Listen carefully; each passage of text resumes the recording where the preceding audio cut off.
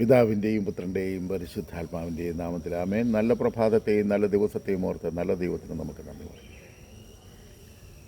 ഇന്ന് പരിശുദ്ധ ബലിയർപ്പിക്കുവാനായി ബലിപീഠത്തിന് മുൻപിൽ എൻ്റെ ജീവിതത്തിൽ എനിക്ക് ഏറ്റവും വലിയ ഭാഗ്യമായിട്ട് ഇപ്പോൾ ദൈവം തന്നിരിക്കുന്നത്, അച്ഛനടുത്ത് നിൽക്കുന്ന ബലിപീഠത്തോട് ഏറ്റവും ചേർന്നാണ് ഞാൻ നിൽക്കുന്നത് ഏത് ദേവാലയത്തിൽ ചെന്നാലും. കാരണം എന്താണെന്ന് ചോദിച്ചു കഴിഞ്ഞാൽ, ഞാൻ വീൽ ചെയറിൽ ഇരിക്കുന്നതുകൊണ്ട് മറ്റുള്ളവർ എൻ്റെ മുന്നിൽ എഴുന്നേറ്റാൽ എനിക്ക് ബലി കാണാനൊക്കെയല്ലോ. അതുകൊണ്ട് ഞാൻ ഏറ്റവും ഏത് പള്ളിയിൽ ചെന്നാലും ബലിപീഠത്തിനടുത്തായിരിക്കും. അങ്ങനെ ഒരു ഭാഗ്യം ദൈവം തന്നിട്ടുണ്ട്. ബലിപീഠത്തിൻ്റെ അടുത്തിരിക്കാനുള്ളൊരു ഭാഗ്യം ഈ അവസ്ഥയിൽ ദൈവം തന്നിട്ടുണ്ട്. ഇന്ന് ആ ബലിയിൽ പങ്കെടുത്തുകൊണ്ടിരിക്കുമ്പോൾ എൻ്റെ മനസ്സിൽ വല്ലാത്തൊരു വിഷമം, വല്ലാത്ത അസ്വസ്ഥതയ്ക്ക് കാരണം ഇതാണ്. കഴിഞ്ഞ സിനഡ് കഴിഞ്ഞു, പിതാക്കന്മാരെല്ലാം അവരവരുടെ രൂപതയിലേക്ക് പോയി. ഇവരെല്ലാം കൂടെ എടുത്ത തീരുമാനമായിരുന്നു സിനഡ് കുർബാന എല്ലാവരും ഒന്നിച്ച് ചെല്ലണോ. എല്ലാവരും സന്തോഷത്തോടെ സ്വീകരിച്ചു. എറണാകുളത്തുകാർ സ്വീകരിച്ചില്ല. സ്വീകരിക്കാതായിട്ട് ഇത്രയും കാലമായി ഈ പിതാക്കന്മാരുടെ വായ അടഞ്ഞിരിക്കുകയാണ്. അവരിപ്പോഴും ഞങ്ങൾ തേണ്ട ഇങ്ങനെ എല്ലാവരും കൂടെ കൂടി തീരുമാനമെടുത്തു എന്ന് പറഞ്ഞ് വീട്ടിൽ പോകും. നിങ്ങളിവിടെ വന്ന് ആരെയും തല്ലണമെന്നൊന്നും ഞങ്ങൾ പറയുന്നില്ല, തിരുത്തണമെന്നും പറയുന്നില്ല.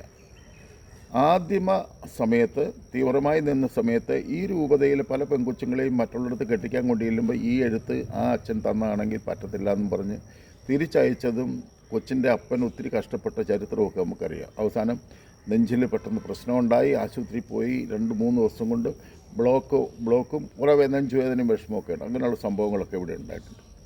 അപ്പോൾ ഞങ്ങളിപ്പോൾ ഇവിടെ ഇങ്ങനെ ജീവിക്കുമ്പോൾ നിങ്ങൾ മറ്റു രൂപതകളിൽ നിന്ന് വരുന്ന എഴുത്തുകളെ ഇവിടെ സ്വീകരിക്കും. പക്ഷേ ഇവിടുന്ന് പുറത്തോട്ട് കൊടുക്കുന്നത് എടുക്കില്ല. കാരണം ഇൻലിസിറ്റായിട്ടുള്ള കുർബാന, ഇൻലിസിറ്റാന്ന് പ്രഖ്യാപിച്ചത് നിങ്ങൾ തന്നെ. ഇതെല്ലാം കഴിഞ്ഞ സിനഡും കഴിഞ്ഞ് എല്ലാവരും സമാധാനത്തോടെ പോയി. നിങ്ങളിൽ ആരെങ്കിലും ഈ തിന്മയ്ക്കെതിരെ ഒരു വാക്ക് പറയത്തില്ലെങ്കിൽ അപ്പോൾ നിങ്ങൾ തിന്മയ്ക്ക് കൂട്ടല്ലേ? നിങ്ങൾ തിന്മയ്ക്ക് കൂട്ടല്ലേ? അയൽപക്കത്തെ വീട്ടിൽ തീ പിടിച്ചപ്പം ഞാനിവിടെ നിന്നുകൊണ്ട് അവരുടെ വീട്ടിലല്ലേ തീ പിടിച്ചെന്ന് വിചാരിച്ചിരിക്കുന്നത്? മഹാപാവമല്ലേ ഇത്? ഒന്ന്. രണ്ടാമത്, നിങ്ങൾക്ക് ഈ പാവത്തിൽ പങ്കില്ലേ? 100% പങ്കുണ്ട്.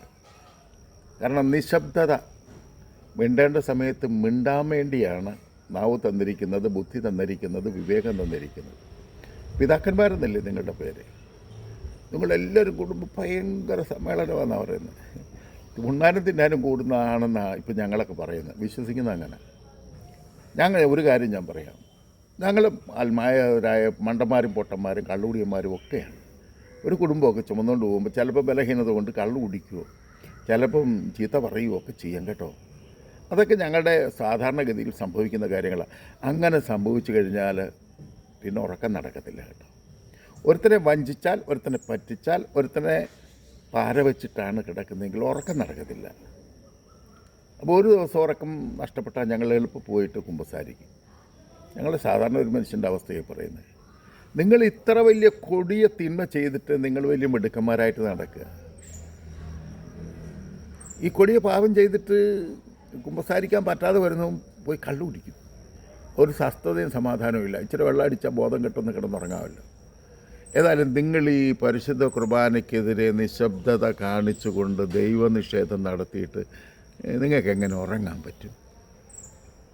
സത്യമായിട്ടും ആത്മാവും ആത്മാർത്ഥതയുമുള്ളൊരു ഒരു പിതാവിനും ഉറങ്ങാൻ പറ്റിയല്ല. ആ ഒരവസ്ഥയുണ്ട്. തന്നെയല്ല, ഇപ്പം ഞങ്ങൾ കേൾക്കുന്നു പുതിയ 2 പിതാക്കന്മാരെ വാഴിക്കാൻ പോകണം.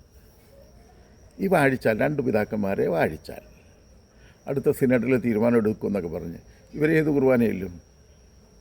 സിനഡ് പറയുന്ന കുർബാനയില്ലും. അപ്പോൾ ഈ വിമതന്മാരുടെ എണ്ണത്തിൽ 2 എണ്ണം കുറയും. തന്നെയല്ല, വേറൊരു പുതിയ വാർത്ത കേട്ട്, കരക്കമ്പിയാണോ എന്നറിയത്തില്ല, ഒരൽമായനെ ബിഷപ്പാക്കാൻ പോകുന്നു. എറണാകുളം അങ്കമാലി അതിരൂപതയിലെ അൽമായനെ ബിഷപ്പാക്കാൻ പോകുന്നു. അതിന് കാരണം പറഞ്ഞിരിക്കുന്നത്, അൽമായ സിനഡ് നടത്തി നേതൃത്വം കൊടുത്ത അതിലാരെയെങ്കിലും ഒരാളെ ഒരു ബിഷപ്പാക്കാൻ ഒരുങ്ങും. മറ്റൊരു കാര്യം കൂടെ പറഞ്ഞു, ഒരച്ഛനെ പിടിച്ച് കർദ്ദനാളാക്കാമെങ്കിൽ എന്തുകൊണ്ട് ഒരൽമായനെ പിടിച്ച് ബിഷപ്പാക്കിക്കൂടാ? കേട്ടപ്പോൾ എനിക്കും തോന്നി സന്തോഷം, നല്ല കാര്യമാണ്. ചില ശല്യങ്ങളൊക്കെ അങ്ങ് തീർന്നു പോകും. ഒരെണ്ണത്തിൻ്റെയെങ്കിലും ശബ്ദം കുറഞ്ഞിരിക്കുമല്ലോ. സഭയ്ക്കെതിരെ, ദൈവത്തിനെതിരെ, ദൈവവിശ്വാസത്തിനെതിരെ, ദൈവാരാധനയ്ക്കെതിരെ, സ്വർഗത്തിനെതിരെ, ഭൂമിക്കെതിരെ, മാതാപിതാക്കൾക്കെതിരെ, മക്കൾക്കെതിരെ, സഹോദരങ്ങൾക്കെതിരെ, ദേശത്തിനെതിരെ തിന്മ നനയ്ക്കുന്ന, ചിന്തിക്കുന്ന ഈ വർഗത്തിന് കൂട്ടുനിൽക്കുന്ന പിതാക്കന്മാരെ, നിങ്ങളാണ് ഇവരുടെ മുന്നണി പോരാളികൾ, നിങ്ങളാണ് ഈ പാപത്തിൻ്റെ ഉത്തരവാദികൾ. മറ്റുള്ള രൂപതക്കാർ ഇവരെ നിഷേധിച്ചാൽ ഉറപ്പായിട്ടും ഇവർ നേരെ ചൊവ്വ വരും. ഈ വിമതരായി നിൽക്കുന്ന വൈദികരൊക്കെ നിങ്ങളുടെ രൂപതയിൽ വന്നൊരു ബലി അർപ്പിക്കാൻ ഒരുങ്ങുമ്പോൾ നിങ്ങളുടെ കൂടെ നിന്ന് ബലിപീഠത്തിലേക്ക് നോക്കിയല്ലേ ചെല്ലുന്നത്, അല്ലാതെ പറ്റത്തില്ലല്ലോ. എത്രയോ പരിശുദ്ധ കുർബാന ഇല്ലാതെ കല്യാണം നടത്തി, മാമുദീസ നടത്തി, അയലോക്കക്കാരൻ വിഷം തിന്നുമ്പം നിങ്ങൾ നല്ല ഫുഡടിച്ച് സുന്ദരമായിട്ട് ജീവിക്കുന്നു. എന്നിട്ട് കൂടുമ്പോൾ എല്ലാവരും ഓ ദൈവമേ, വടക്ക് നിന്ന് തെക്കോട്ട് 2 ജീവിതങ്ങൾ യാത്ര ചെയ്തു. ഒന്ന് നാടിനെ മുടിച്ചു, ഒന്ന് സഭയെ മുടിച്ചു. ഈ 2 ജീവിതങ്ങളും തൊട്ടടുത്തടുത്ത് താമസിക്കുന്ന ജന്മങ്ങളാണ്. ആ പ്രദേശത്തിൻ്റെ പേരിൽ സകല തിന്മകളുടെയും കൂടാരമാണ്. ആൻഡ് പ്രീ ഡിഗ്രി വരെ വലിയ നേതാവായി കളിച്ച ആളാണ് ഇങ്ങനെയൊക്കെ വന്നത്. അപ്പോൾ ഇതല്ല, ഇതിനപ്പുറമാണ് സംഭവിക്കേണ്ടത്. ഏതായാലും എല്ലാവരെയും ദൈവം അനുഗ്രഹിക്കട്ടെ. സകല പിതാക്കന്മാരെയും ആരെങ്കിലുമൊക്കെ ഒന്ന് അയച്ചു കൊടുത്ത് അവരൊന്ന് കേൾക്കട്ടെ. എൻ്റെ സങ്കടവും എൻ്റെ വിഷമവും ഞാൻ പറയുകയാണ്. എനിക്ക് വെളിപ്പെട്ട സത്യമനുസരിച്ച് സംസാരിക്കുന്നു, അത്രമാത്രം വിചാരിക്കുക. ദേഷ്യമോ വണക്കമോ ഉണ്ടെങ്കിൽ സോറി. ആമേ. ദൈവം നിങ്ങളെ എല്ലാവരെയും അനുഗ്രഹിക്കട്ടെ.